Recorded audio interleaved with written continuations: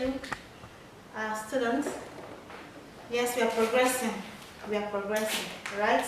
We are coming to the end of the fundamentals in literature. Okay? We are just one step ahead towards conclusion. The last time I gave you something to write, unseen poetry. Unseen poetry. We are going to talk about that. We'll go through the answers. And if you look behind me, clearly you will see unseen drama. Unseen drama, just like the one I gave you. That's the one you're going to write against next week. Alright, so let's do the correction for the one I gave you, unseen poetry. You know why I'm doing this? We talked about the genres of literature, and I'm giving you examples, likely questions you might see, you can see in your external exams. Alright, so it will help you. It will help us a lot. Alright, so let's see. Unseen poetry. The passage says, I am like the helpless fish, frying in your bowl of cooking oil. You lean against the kitchen wall, smiling with thoughts of coming feast. But nature in time will call. You will render account, squatting on your heels. With your hunger returns with new demands, and I will not be there to feed the needs of recurrent appetites. That's poetry, not the one we studied in the class. Unseen, extracted from somewhere. So now the question comes, the theme of the poem is dash. It's fishing, hunger, oppression or hatred. That's poetry for you. So you think, what is the poem actually talking about? There is mention of fish. So don't be mistaken by saying that it's fishing. No, it has deeper meaning. Alright? So the answer is the oppression. Somebody being oppressed a lot, and the person is just saying it. Okay? Then number 2 says, I am the helpless fish in line 1. What does it denote? Go to line 1. I am the helpless fish. What does it mean there? What figure of speech is there? That's a metaphor. It has a deeper meaning. I am the helpless fish. I am the one you think you can oppress. That's the secondary meaning. So the answer is metaphor. Then number 3 says, feed the needs. Feed the needs. I look up that one at the second to the last line. That's just an example of dash. Is it internal rhyme, personification, repetition, alliteration? Which one? Of course, it is the internal rhyme.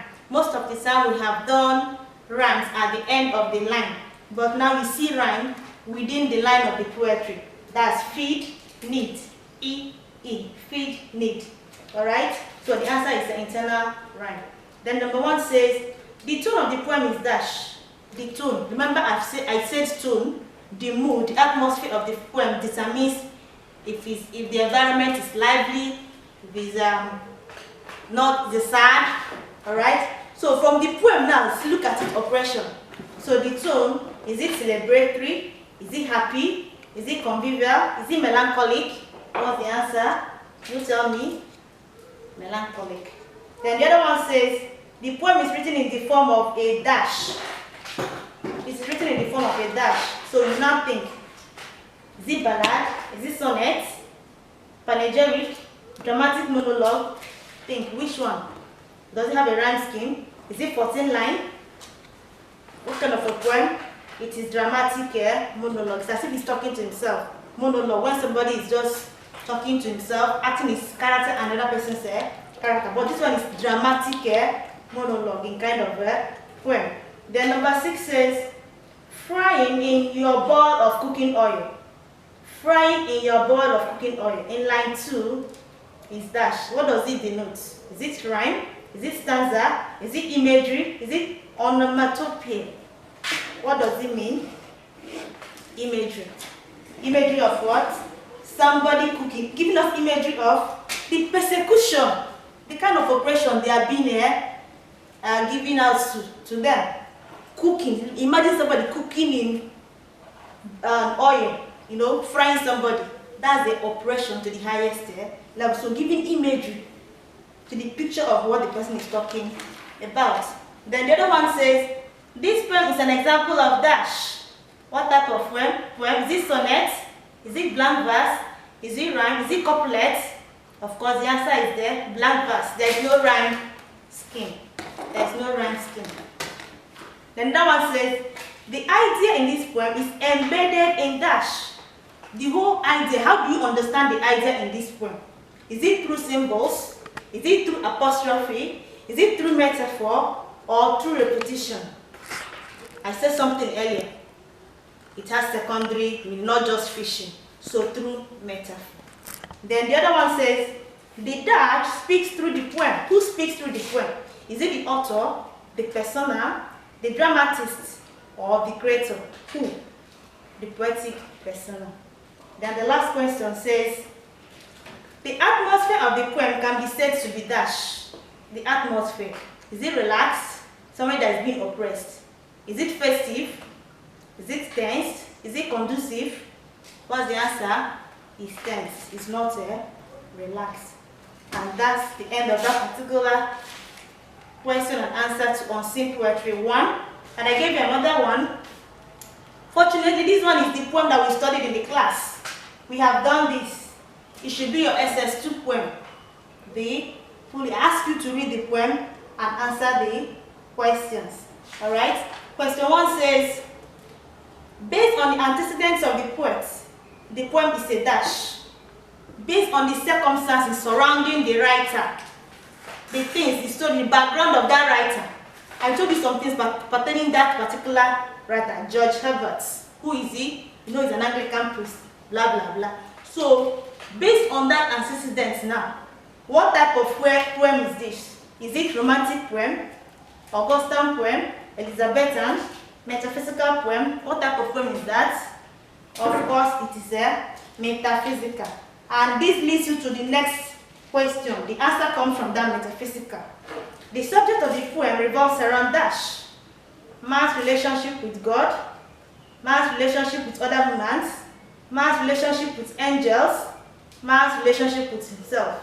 So being metaphysical poem, automatically the answer is there. Man's relationship with God. I can hear somebody saying it with me. Yes. Man's relationship with God. Alright? Then, number 3 says, a major literary technique used in the poem is dash. The recurring techniques you will see in the poem is dash. Look at the poem once more. As if somebody is talking with somebody. Discussion. Let us for. Let us. Yes, we will keep it. Let us. So what type of technique is that? You will see oxymoron, amphora, dramatic monologue, ellipsis. The answer is there, dramatic monologue. The another one says, then you see ellipsis.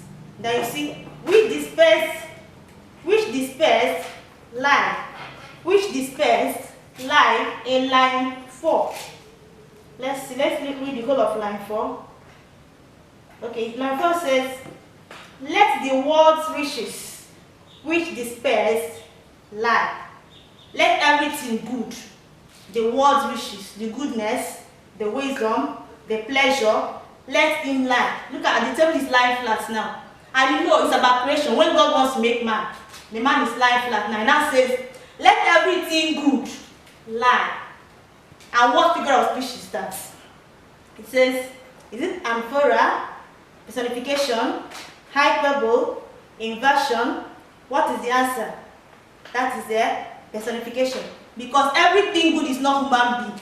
But they are said that all of them gathered together should lie down. You see it now. So it is a personification. Then the other one says, God withholds dash from man. What is that particular thing that God withholds from man? Is it love? Is it joy? Rest or kindness? The answer is rest. The poem is specifically about rest. God withholding rest from man. So rest is the answer. Then the last one says, the rhyme scheme that runs through the first stanza of the poem. Let's pick the first stanza. So the 5 lines, what is the rhyme scheme? Look at it. It says, when God at first made man, having a glass of blessing standing by, let us, says he, pour on him all we can. Let the world's riches which despairs lie, contract into a span. So look at it. The end rhyme, man, by, can, lie, and span. So the rhyme scheme goes A, B, A, B, and A. So the rhyme scheme is there, A, B, A, B, A. Alright? So that ends the story, the question of that particular poem. Okay? I think we are going to stop here today. We will have talked about figures of speech. Figures of speech. But I think we'll do that next lesson. Okay? Let's do that next lesson. I believe that from these corrections, you must have learned something new. Okay? So let's talk about figures of speech next lesson. But please study the drama, unseen drama. Read it carefully and answer the questions. It's very, very interesting. It's very brief, but you can see all these things in the drama. Alright? Thank you.